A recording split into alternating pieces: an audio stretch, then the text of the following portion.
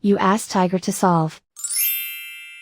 This deals with linear equations with one unknown.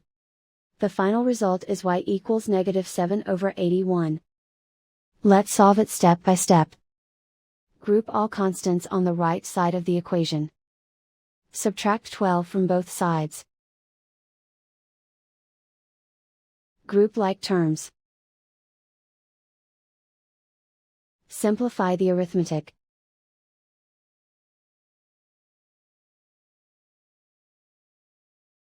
Isolate the y.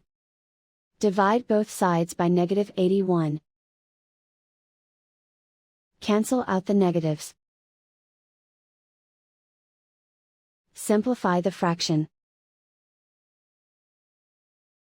Move the negative sign from the denominator to the numerator.